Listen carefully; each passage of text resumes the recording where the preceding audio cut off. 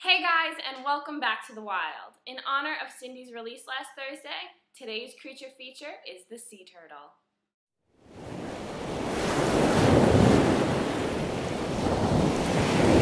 Okay, so to start off, there are 7 types of sea turtles. There's the green sea turtle, which also has a subclass called the black sea turtle. There's the loggerhead sea turtle, the leatherback, the hawksbill, the olive and Kemp's Ridley sea turtle, and the Australian flatback sea turtle. Sea turtles come in a range of shapes and sizes, from the smallest Kemp's Ridley, which generally only weighs 80 to 100 pounds, to the giant leatherback sea turtle, which can reach lengths over 6 feet long and weigh over 2,000 pounds. That is one giant reptile. The olive ridley and the hawksbill sea turtles are 2 of the smaller species. The olive ridley generally won't grow to more than 100 pounds, while the hawksbill sea turtle will only tip the scale at about 150 to 180 pounds when fully grown. The green and the loggerhead sea turtles are the 2 larger species, and when fully grown can reach 350 to 400 pounds respectively. Despite their different shapes, sizes, and slightly varying diets, the sea turtles have a lot in common behavior-wise.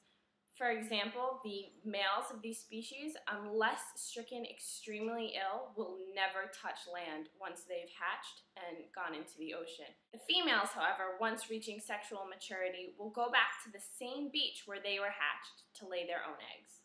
Life is rough for baby sea turtles. It is projected that only 1 in 1,000 hatchlings will make it to adulthood.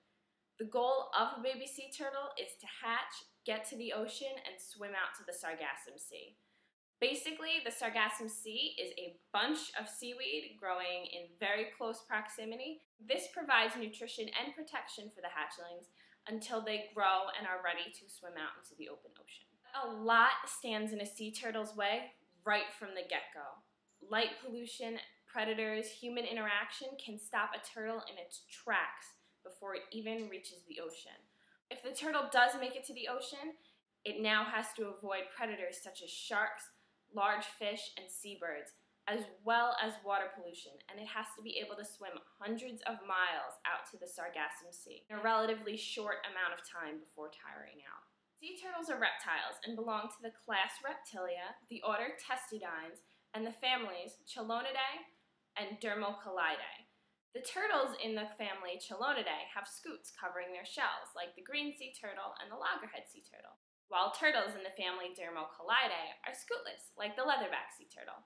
Reptiles are ectothermic, more commonly known as cold-blooded. This means to regulate their body temperature and metabolism, they need to absorb heat from an outside source.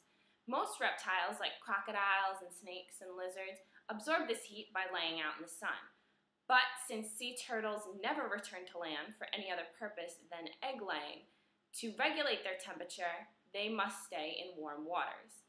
If they stray into cold water or cold currents, or if the water temperature changes suddenly, they can become cold stunned, turtle equivalent to severely hypothermic.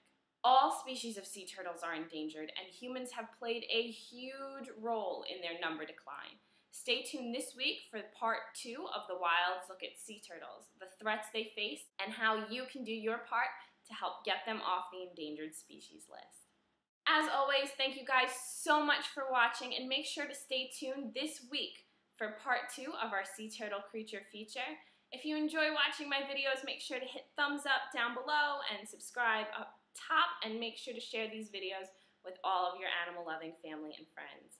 Thanks again, and we'll see you real soon here in the wild.